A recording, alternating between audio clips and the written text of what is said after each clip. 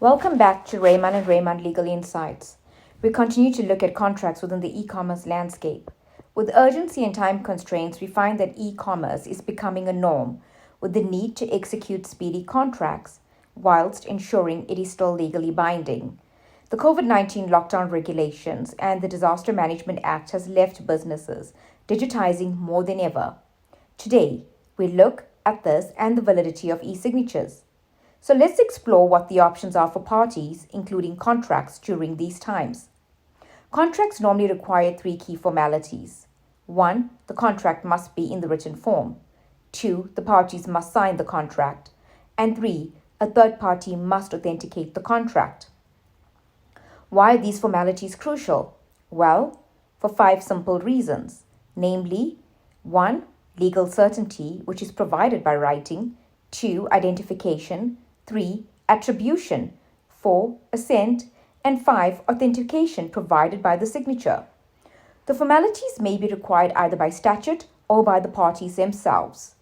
The general rule in South African law is that no formalities are required for the conclusion of a valid and binding agreement. Agreements can therefore be concluded by means of communication which sufficiently indicates the intention of the parties concerned to be bound. These communications can be expressed or implicit and consist of the spoken word, writing, or even conduct. There are, however, 2 broad exceptions. The first, the formalities that are prescribed by the law. A few South African laws require formalities for certain types of agreements or communications.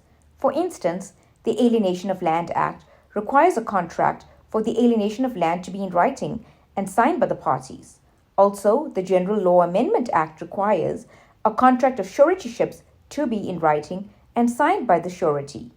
Also, the Matrimonial Property Act requires the authorization of the person married in community of property for certain transactions to be in writing and attested by 2 witnesses, and also certain mining rights and leases need to be notarially executed in terms of the Mining Titles Restoration Act. The second exception comes in when formalities are prescribed by the parties. It is not uncommon for parties to require their agreements to be reduced to writing and signed before such agreements become valid and binding. Most written agreements are likely to contain a clause in terms of which no variation or consensual termination of the agreement is valid or binding on the parties, unless it is reduced to writing and signed by both parties. In line with the principle of functional equivalence, the ECT Act provides or makes provision for compliance with these formal requirements through the electronic data messages. There can be slight uncertainty that most data messages that can be displayed on a computer or cell phone screen will be considered writing in terms of the common law. Hence, writing in this context merely refers to a depiction of the spoken word which is capable of being read. Section 12 of this ECT Act has addressed this by stating that a requirement in law that a document or information must be in writing is met if the document or information is A.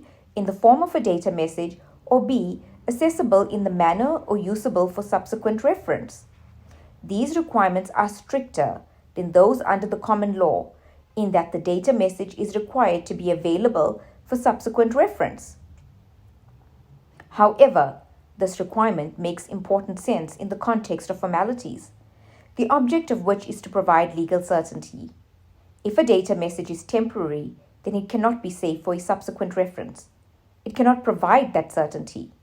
If a formal requirement for the validity of a document is that the document must be signed by a party to it, it is probably not possible in terms of the common law for such a signature to be authenticated by electronic means. In terms of the common law, the signature is the handwritten symbol attached to a document by a person. An electronic signature does not meet these requirements. The signature has several functions. 1. It identifies the person assenting to or attesting the document. 2. It attributes the document to a specific person. 3. It indicates assent by, for instance, a contract party or attestation by a witness. 4. It authenticates the originality of the document. Physical signatures have performed these functions in law for centuries. However, they are not unproblematic or unfailing after all. It can be difficult to prove that a signature is a forgery. Electronic signatures must fulfill all of these functions and provide at least as much legal certainty as traditional signatures. Where they are to provide an alternative method of signing, Section 13 of the ECT Act makes provision for the use of electronic signatures by stating, subsection 1, where the signature of a person is required by law and such law does not specify the type of signature, that requirement in relation to a data message is met only if an advanced electronic signature is used. Secondly, subject to subsection 1, an electronic signature is not without legal force and effect merely on the grounds that it is an electronic form. When electronic signatures is required by the parties to an electronic transaction and the parties had not agreed on the type of electronic signature to be used, that requirement is met in relation to a data message if a. the method is used to identify the person and to indicate the person's approval of the information communicated, and b. having regard to all the relevant circumstances at the time the method was used. The method was as reliable as was appropriate for the purposes for which the information was communicated. When at once the electronic signature has been used, such signature is regarded as being a valid signature and to have been applied properly unless the contrary is proved. When electronic signature is not required by the parties to an electronic transaction, an expression of intent or at the statement is not without legal force and effect merely on the grounds that a. it is in the form of the data message, or b. it is not evidenced by an electronic signature but is evidenced by other means from which such person's intent or other statement can be inferred. Section 13 draws a distinction between two situations, namely, 1. when a signature is required by law, and 2. when a signature is merely required by the parties to an electronic transaction. When the law requires a signature, that signature must meet the requirements of an advanced electronic signature.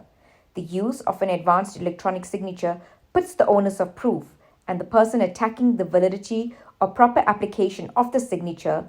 An advanced electronic signature can only be issued by a service provider that has been accredited in terms of Section 37 of the ECT Act. At this stage, the only entity authorized to issue advanced electronic signatures is Law Trust. Law Trust was first accredited with authentication services as a provider in South Africa and remains to be the only private company accredited under the requirements of the ECT Act. For the provisions and advanced electronic signatures, when the signature is merely required by the parties themselves, any kind of data message that sufficiently identifies the person and indicates his or her approval should be adequate. Section 13 adds that regard should have been had to whether the method used was reliable and appropriate under the circumstances, taking into account the type of information communicated. Section 13 strives to give functional equivalence to electronic signatures by requiring two things. 1. The signature must be adequate or adequately linked to the message to a specific person, that is, the author of the signature. This ensures identification and attribution. Secondly, a signature must indicate reliably of a person's approval of the document or text, thereby establishing assent and authentication.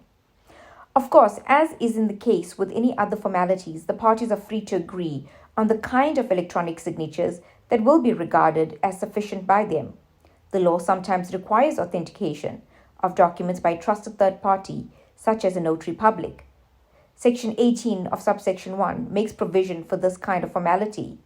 Where law requires a signature, statement, or documents to be notarized, acknowledged, verified, or made under oath, that requirement is met if the advanced electronic signature of the person authorized to perform those acts is attached to or incorporated or logically associated with the electronic signatures of data messages. If you require any further information on e-form contracting or electronic signatures, kindly contact our offices at Rahman and Rahman Incorporated.